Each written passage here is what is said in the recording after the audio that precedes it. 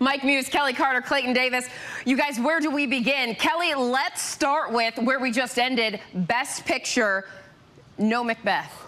No Macbeth, which I'm bummed about, but excited that my boy got that nomination in Best Actor. But that said, I mean, a pretty competitive category and a lot of really great films. King Richard is up in there, and West Side Story by the great Steven Spielberg is up there too. So not too mad at what that category looks like. There you go. Clayton, weigh in on Nightmare Alley and Drive My Car making it into the lineup. Yeah, listen, I predicted 9 out of the 10 that ended up making it in the end. I feel really happy right now. No being the Ricardos, that was the big surprise. And Drive My Car making the lineup, 3-hour Japanese film, like got nominations, 4 nominations across the board. Had a really great day in a very small studio. And Power the Dog just utterly leading the way today. I didn't even get the final tally, maybe like 12 nominations or 11. It had a great day today. Clayton, you're so excited. This is like the best adult game bingo ever. All right, now, Mike, let's pick up on where Clayton left off talking about diversity, especially with Drive My Car making it in for Best Picture. Talking about diversity all around. I mean, we saw a lot. Like you literally said, Janae, we did it. We did. Janae, we made history. We changed the Oscars. Because you and I were talking about incremental change. Yeah. I think everyone gets really excited to monitor what is diverse based upon the major categories, in particular acting. And that's all sometimes we think about, and directing too, but it really becomes acting comes diversity. First of all, I want to say I'm so bummed that Macbeth didn't get in there. I just want to put that on the record. Mike's on the record. He's bummed about Macbeth. I'm excited for Don't Look Up. I'm rooting for that one. Yes. I love that movie. But also, too, let's talk about that. Executive producer, Will Smith. Black, right? Diversity above the line with the executive producer title. And then you look below the line. Yo, we are, sorry, I'm so excited. Let me calm down a little bit today. I got too excited. I'm like, we're at home in my living room having a thing. So we have America, Summer of Soul. With Kelly, Carla Farmer did the hair for Coming to America. Yeah. We have Questlove with Best Documentary, right? We have Beyonce with Be Alive with the King Richard.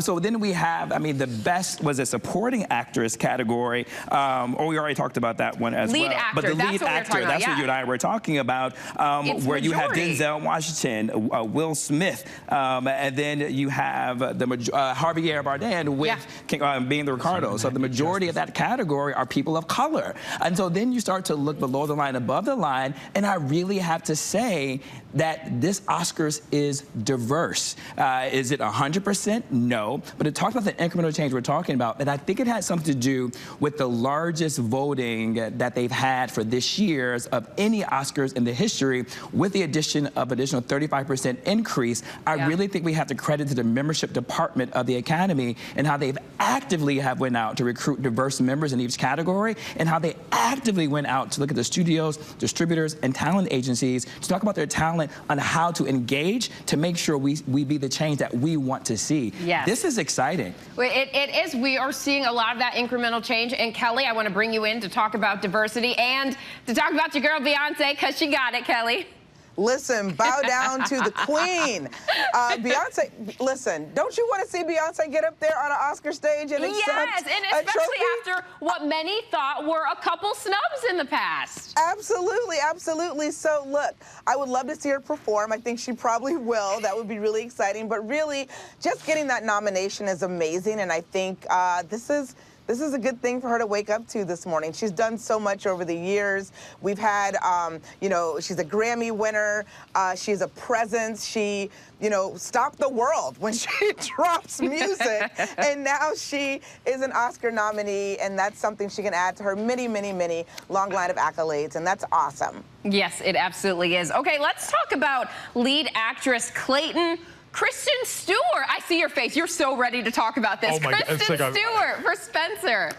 Kristen Stewart, congratulations. By the way, most wide open race this year because Lady Gaga missed an Oscar nomination. She was the only actress to be nominated at every televised award show leading up to this moment. She's the only one that got nominated at BAFTA.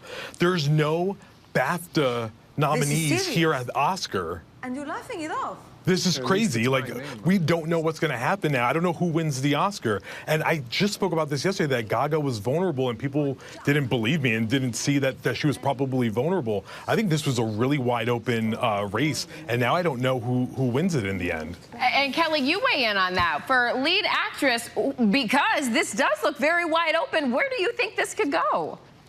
I mean, I honestly have no idea. I think that voters, early on at least, are probably really feeling Nicole Kidman. She's collected, of course, some wins for this role in the season so far, so I don't know why it's such a stretch to imagine that she would also win an Oscar for this role. But also, it was really great seeing Kristen Stewart in there, because I know that people were bummed out that she didn't get her name called for other award shows before this one. So.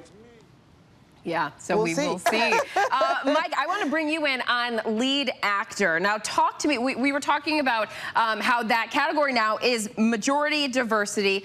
Do you think that this could come essentially down to Will Smith versus Denzel? Oh, absolutely. Oh, it's definitely between Will Smith and Denzel. Denzel's performance in Macbeth was a masterclass in acting. It was a masterclass in method acting. It was a masterclass in taking you on this incredible emotional journey.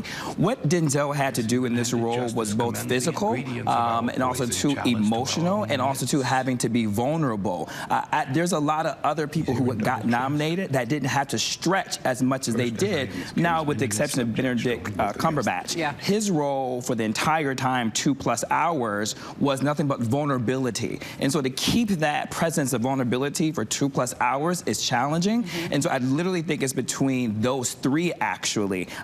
With possibly we can see Benedict Cumberbatch sneaking in, but hands down, if Denzel does not walk away with that trophy, I am going to be upset.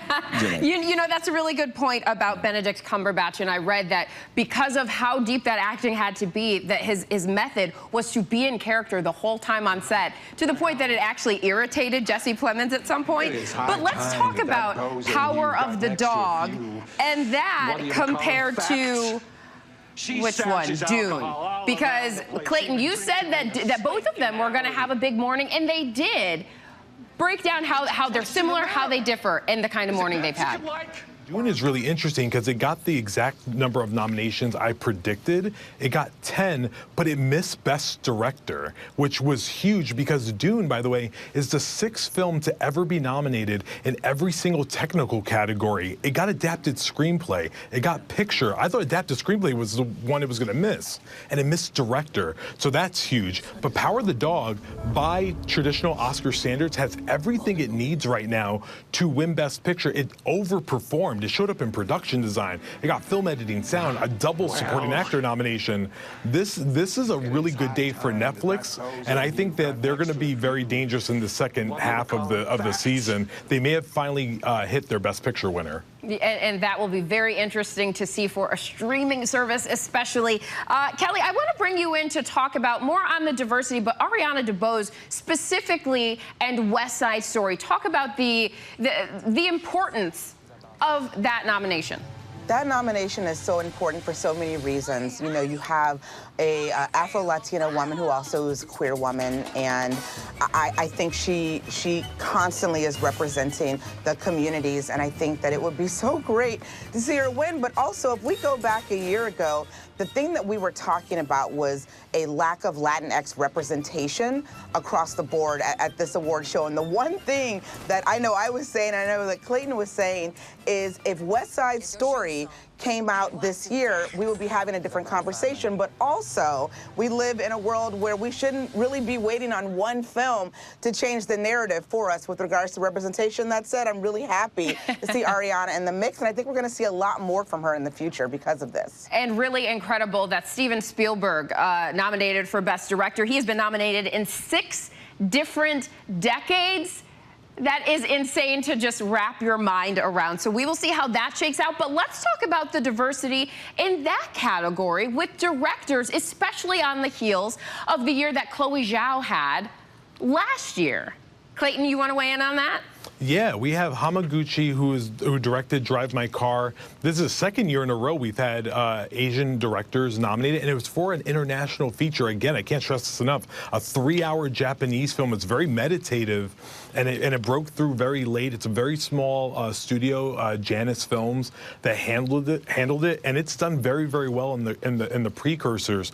But looking at this further, you have Steven Spielberg, who's a legend in his own right. We have Paul Thomas Anderson, who had 8 nominations going into today, and is now up to 11 career nominations now. You know, and Jane Campion is the first woman to ever be nominated a second time. She made history in 1993 when she became the second woman ever nominated in that category. She lost to Steven Spielberg for Schindler's List. So now it looks like it might be a little bit of a round 2, but I think Jane might be really dangerous this time around. I think she could maybe edge that one out. And Mike, let's talk about Don't Look Up. You said that was one of your favorites.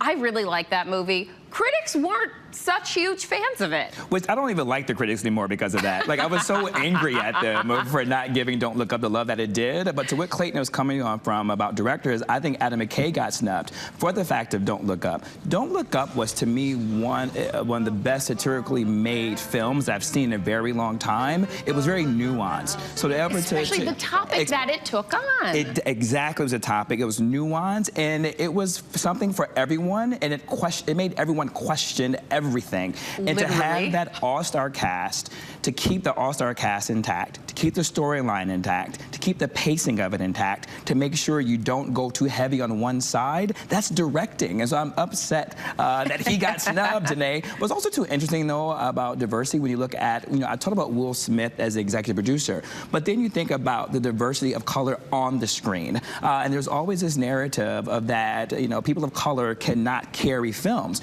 Where we're seeing films such as Macbeth, you're seeing Drive My Car, you're seeing King Richard, and you're starting to see West Side Story. These are films that have been driven by people of color. And then you look at the other categories. I've talked a lot about below the line, but if you look above the line, Penelope Cruz got in for Best Actress. Mm-hmm. That means we have a person of color in every major category with the exception of Best Supporting Actor. That's the only category we don't have a person of color. Yeah. And so this is actually the incremental change. We're never going to be at, well, hopefully we'll get to 100% change, right? Yeah. But for the fact that we're seeing this type of incremental change, and especially Best Picture. Right. And so that's, look, we don't have that much more time, guys, so I want to circle around to everybody to get your predictions. Who wants to go first? Clayton, let's start with you. Give me your predictions. Before a few minutes ago, I would have said Belfast, and now I think I have to predict Power of the Dog. I think Netflix is finally going to get their Best Picture winner this year with Power of the Dog. It has everything it needs. What about for lead actor and actress? Will Smith I think, is so locked up. By the way, second black man to ever be nominated for Best Picture and acting in the same year. First was Denzel for Fences. Yeah. An actress, I'm going to roll the dice and say Kristen Stewart does it. I really don't know. All right, Kelly, let's get Best Picture, actor, actress. Lead. Yeah, best picture, I think West Side Story. Best actor, Will Smith. He wants that, and I think he's going to get it. And I think Best Actress, Nicole Kidman. Yes. Okay. Yeah. I'm going to be curious to see as far as being the Ricardos, because they cleaned up pretty well with the actor and actress nominations. Mike, go ahead, weigh in. Rooting for Don't Look Up, but Power of the Dog is going to get it. Yes. Denzel Washington, he's going to walk home with that statue. Denzel, get your speech ready. And Nicole Kidman, like, shooing, just as Kelly said. So you guys are thinking, I mean, for lead actress, it's tough, but you think it's Nicole Kidman. Hands down. That's what...